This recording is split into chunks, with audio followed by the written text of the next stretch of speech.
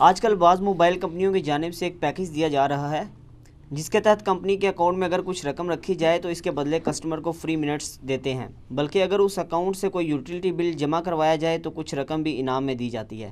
کیا ایسا اکاؤنٹ کھولنا، اس میں رکھی گئی رقم کے بدلے بغیر کاروبار کے مالی نفع اٹھانا سود ہوگا یا نہیں؟ پہلی تو بات یہ یاد رکھیں کہ سود مال کے بدلے مال ہے، پیسے کے بدلے پیسہ ہے۔ جب کموڈٹی انوالو ہو جائے گی یا سروسز انوالو ہو جائیں گی، پھر پیسے کے بدلے پیسہ سود نہیں کہلائے گا، وہ کاروبار کی کیٹیگری میں فال کرے گا۔ یہ ہے جنرل رول اسلام کا۔ اسی کی بنیاد پہ میں قسطوں کے کاروبار کو جائز سمجھتا ہوں۔ میں کیا، امت کی اکثریت جائز سمجھتی ہے، سوائے چند ایک تھوڑے سخت مزاج علماء ہیں ان کے۔ یہ جو ایزی پیسہ اکاؤنٹ ہے ٹیلی نار والوں کا، یا جیز موبی کیش ہے جیز والوں کا، اس میں جو انسینٹیو دیا جا رہا ہے نا، اگر تو صرف پیسے رکھوانے کے اوپر ہی وہ آپ کو پیسے دے رہے ہیں یا فری منٹس، تو ظاہر ہے کہ وہ تو آپ کے پیسے کو ظاہر یوز کر رہے ہوں گے نا، اس لیے وہ کر رہے ہوں گے۔ جس طرح کہ پچھلے دنوں وہ حج سکینڈل آیا کہ حج کے پیسوں کے اوپر 1 ارب اور کتنا سود دینا ہے، تو انہوں انسینٹیو دینے جے سود لگا، اس جب اسمبلی میں قرارداد پیش ہوئی ہے تو پتہ چلا ہے۔ تو یہ کمپنیاں بھی پھر آپ کی اجازت کے بغیر آپ کا پیسہ یوز کرتی ہوں گی۔ اس پیسے کے بدلے جب آپ کو پیسہ دیں گی، یا تو وہ آپ کے ساتھ طے کر لینا کہ ہمیں جب پروفٹ ہوگا تو پھر ہر دفعہ ڈیفرنٹ ان کو پھر دینا پڑے گا، وہ پروفٹ کی شرح دیں، نہ کہ فکس کر لیں کہ جو 1000 روپے رکھائے گا اس کو 50 روپے دیں گے۔ نہیں، وہ کہیں جی 1000 روپے جو رکھوائے گا ہم اس 1000 کو کاروبار میں لگائیں گے، اگر ہمیں 100 کا پروفٹ ہوا تو آپ کو 50 دیں گے، اگر اگلی دفعہ 200 کا ہوا تو ہم آپ کو 100 دے دیں گے، اور اس سے اگلی دفعہ اگر 20 روپے ہوا تو آپ کو 10 روپے دیں گے۔ تو اس طرح کا تو صاحب کسی نے نہیں رکھا ہوا، تو ظاہر ہے پھر یہ سود کے اندر چلی جائے گی چیز۔ ایک بچنے کی صورت اس حوالے سے ہو سکتی ہے جو اس میں مجھے میرے علم میں آئی ہے، کہ صرف پیسے رکھوانے سے وہ آپ کو کچھ نہیں دیتے جب تک آپ 1 مہینے میں ایک ٹرانزیکشن پرفارم نہ کریں، یا اس کے ذریعے کوئی بل جمع کروائیں۔ یہ بھی اس میں ذرا کلیریفائی کر لیں، خالی پیسہ رکھنے کے اوپر وہ نہیں دیتے آپ کو، کم از کم ایک ٹرانزیکشن پرفارم کرنا ضروری ہے، یا آپ اپنا کوئی بل جمع کروا دیں گے، یا کوئی فنڈ ٹرانسفر کریں گے، یا کوئی اسکول فیس جمع کروائیں گے۔ اب ایسی صورتحال میں اگر وہ آپ کو بینیفٹ دیتے ہیں تو وہ پھر سروسز کے اگینسٹ والا معاملہ آ جائے گا، اس کے اوپر پھر سود والا حکم نہیں لگے گا، لیکن اس باریکیوں کے ساتھ جو میں آپ کو بتا رہا ہوں۔ بہرحال کمپنیوں کے اندر کیا پالیسی ہے وہ تو ہمیں نہیں پتہ ہوتی، الٹیمیٹلی اس میں بچت کی راہ یہ ہے کہ اس طرح کے معاملات میں بچنے میں عافیت ہے، جس حد تک آپ بچ سکتے ہیں بچیں۔ باقی کیٹاگوریکلی اسے حرام نہیں کہہ سکتے، کیونکہ وہ سروسز کے اگینسٹ آپ کو بینیفٹ دے رہے ہوتے ہیں، اور وہ یہ بھی نہیں ہوتا کہ وہ بہت زیادہ دے رہے ہوتے ہیں، فری منٹس جو دے رہے ہوتے ہیں۔ آپ ایک بل جمع کرواتے ہیں، وہ تو پھر آپ کو پتا ہے ڈاکخانے والے جو بل جمع کر رہے ہیں، ہر بل کے اگینسٹ وابڈا والے ان کو پے کرتے ہیں، کہ چونکہ وہ سروسز پرووائڈ کر رہے ہیں۔ اسی طریقے سے وہ جو وابڈا والے ان کو پے کر رہے ہیں، اسی پے کیے ہوئے میں سے اگر آپ کو کوئی دے دے تو حلال ہوگا۔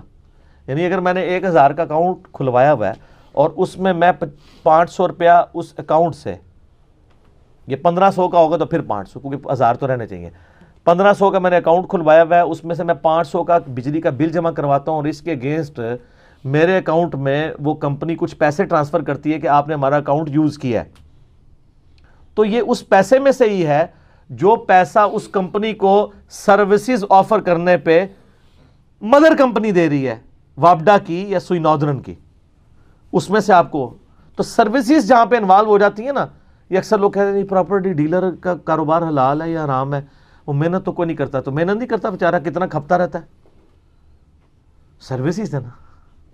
یہ تو نہیں ہے کہ وہ زمین کو اٹھا کے سر پہ پھیرے گا تو پھر ہی ہوگا۔ آپ سلیپنگ پارٹنر بھی ہو سکتے ہیں، کئی صحابہ کرام، بخاری مسلم میں آتا ہے، سلیپنگ پارٹنر تھے۔ زمینیں یعنی صحابہ کرام کی ہوتی تھیں، یہودی بٹائی پہ کام کرتے تھے، اور اس کے بعد پروفٹ کو اس اعتبار سے تقسیم کرتے تھے، لیکن اس میں پھر یہ ہوتا ہے کہ نقصان اگر ہو جائے گا نا تو نقصان ٹوٹلی اس نے برداشت کرنا ہے جس کی زمین ہے۔ اب کسان پہ نہیں آپ نقصان ڈال سکتے، کیوں؟ کسان کی محنت ضائع ہوئی ہے، اس کے پلے تو پہلے بھی زمین کوئی نہیں تھی، اب اس پہ آپ نقصان ڈالیں گے؟ تو اسلام کہتا ہے کہ کسان کی محنت ضائع ہوگی، آپ کا مال ضائع ہوگا۔ یہ نہیں ہے کہ نقصان ہوا ہے تو آدھا کسان اٹھائے گا، تو کسان نے تو بیچارے نے محنت کی ہے نا، آگے فصل کو کیڑا لگ گیا یا کوئی ایسا ہو گیا وہ نہیں کرے گا، وہ تو بیچارہ پہلے ہی پسا ہوا طبقہ ہے، تو اس کے اوپر آپ کس طریقے سے اس طریقے سے کریں گے؟ تو کاروبار جتنے بھی ہیں نا، اب ہم سے تو لوگ سوال پوچھتے ہیں بیسیکلی یہ تو کوشچن پرائم منسٹر کی طرف سے آنا چاہیے کہ جی میرے ملک میں یہ ہو رہا ہے تو مجھے ایز این ایکسپرٹ اوپینین بتایا جائے کتاب و سنت کے دلائل میں کون سی چیز سود کے اندر جا رہی ہے کون سی نہیں جا رہی. یہ پرائم منسٹر کا کام ہے نا, فائنانس منسٹر کا کام ہے نا کہ ان چیزوں کو کنٹرول کرے, یا بینکوں کو جو کنٹرول کرنے والی اتھارٹیز ہیں ان کا کام ہے نا کہ وہ کوئی ایسا کاروبار نہ شروع ہو جائے جس کے اندر یہ سود والے معاملات شروع ہو جائیں. یہ بھی نہیں ہونا چاہیے. تو اسی طریقے سے آپ دیکھ لیں وہ ایڈوانس بھی لوگ منگوا لیتے ہیں. اب اس میں بھی دیکھنے کی ضرورت ہے کہ وہ جو ایڈوانس انہوں نے بھیجا ہے وہ اس کو کس طریقے سے اس کے اوپر چارجز لگا رہے ہیں. اگر تو اس کے اندر سروس کو انوالو کر رہے ہیں پھر ظاہر ہے وہ پیسے کے بدلے پیسہ نہیں ہوگا, وہ پھر آپ کو قسطوں والے کاروبار میں ہی آ جائے گا. قسطوں میں بھی اگر آپ کی قیمت کسی موٹر بائک کی 60,000 روپے ہے, قسطوں میں آپ کو 70,000 کا ملتا ہے تو ٹھیک ہے, منی اگینسٹ گڈز ہے, وہ پیسے کے بدلے پیسہ نہیں. لیکن اس میں آپ کو بتا دوں آج کل ایک جو چکر شروع ہوا ہے کتے کو حلال کرنے کے لیے, جیسے وہ حلالے نکالے ہوئے ہیں نا, موٹر سائیکلوں کے حلالے بھی ہو رہے ہیں. وہ کیا کرتے ہیں, وہ ڈاؤن پیمنٹ دے کے نا تھوڑی سی ایک نیا موٹر سائیکل نکلواتے ہیں, شام کو آگے اسی کمپنی کو بھیج کے چلے جاتے ہیں کم پیسوں میں. تو ان کو چونکہ پیسے چاہیے ہوتے ہیں تو سر یہ والا جو کاروبار ہے یہ حرام ہے. یہ تو اسی طریقے سے کہ آپ کسی عورت کے ساتھ نکاح اس لیے کر رہے ہیں کہ ایک دن کے بعد میں اسے طلاق دے دوں گا تاکہ وہ اپنے پرانے خاوند کی طرف واپس چلی جائے. یہ پری پلانڈ ہو رہا ہے نا. ہاں اگر یہ بائی چانس ہو جائے کہ آپ نے موٹر سائیکل نکلوایا تھا اس کے بعد آپ کو بیچنا پڑ گیا, آپ نے اس کمپنی کو کسی اور کمپنی کو بھیجا, وہ تو ٹھیک ہے. یہ تو جان بوجھ کے آپ کان ایسے پکڑنے کی کوشش کر رہے ہیں. یہ بھی اکثر لوگ سوال پوچھ رہے ہوتے ہیں, یہ بھی اسی کیٹیگری میں فال کرے گا, سود کی کیٹیگری میں. تو ان چیزوں میں اگر پرائم منسٹر انوالو ہوں, فائنانس منسٹر انوالو ہوں, پھر ان کمپنیوں کو روکا جا سکتا ہے. ہم لوگ تو چیخ ہی سکتے ہیں, لوگوں کو بس اس کے اوپر ابھار سکتے ہیں کہ لوگ ان چیزوں کو اوائڈ کریں. تو یہ میں نے آپ کو ایک جنرل رولز بتا دیے ہیں. اسپیسیفکلی ہر بندے کے سوال کا جواب انہی چیزوں کے ساتھ نہیں دینا ہوتا. آپ جنرل رولز سامنے رکھیں کہ پیسے کے بدلے پیسہ نہیں ہونا چاہیے. اگر سروسز انوالو ہو جاتی ہیں یا کموڈٹی انوالو ہو جاتی ہے پھر وہ سود نہیں رہے گا. اور پھر اس میں یہ بھی ہونا چاہیے کہ پروفٹ کی جو مقدار ہے وہ آپ کی انویسٹمنٹ کے پوائنٹ آف ویو سے نہیں ہونی چاہیے طے پرسنٹیج میں, بلکہ اس انویسٹمنٹ کے اگینسٹ جو پروفٹ ہو رہا ہے اس کے اوپر ہونی چاہیے. یہ نہیں کہ میں نے آپ کو کہا جی یہ ₹1,00,000 لے لو, مہینے کا مجھے 300 دے دو, حرام ہے. یہ ₹1,00,000 لے لو, کاروبار لگاؤ, کاروبار میں اس کا جو پروفٹ ہو اس کا آدھا مجھے دے دینا, حلال ہے, چاہے وہ ₹3 ملے یا ₹3,000 ملے. کیوں؟ اسلام کہتا ہے ظلم نہیں کرنا. وہ ڈوب بھی تو سکتا ہے اس کا پیسہ, آپ نے اس کو پابند کیا ہوا ہے. البتہ اس کی ایک دوسری شکل بھی ہے, وہ ہے کرایہ. لیکن کرائے پہ پیسہ نہیں آپ کرائے پہ دے سکتے. کیوں؟ پیسے کے بدلے پیسہ سود ہے. ایک بندہ چنگچی کرائے پہ کسی ڈرائیور کو دیتا ہے کہ یہ میری چنگچی ہے, چلاؤ, مجھے ₹300 روزانہ چاہیے اس سے. تم بے شک 500 کماؤ, 1000 کماؤ, چاہے 100 کی دیہڑ لگاؤ, مجھے 300 چاہیے. یہ سود نہیں ہوگا کیونکہ چنگچی کی کموڈٹی انوالو ہوگی. آپ 50 لاکھ کا مکان کسی کو کرائے پہ دیتے ہیں اور اس سے ₹50,000 مہینے کا کرایہ لیتے ہیں, حلال ہے. لیکن آپ 50 لاکھ روپے کسی کو دیتے ہیں, ₹50 بھی لیتے ہیں, حرام ہے.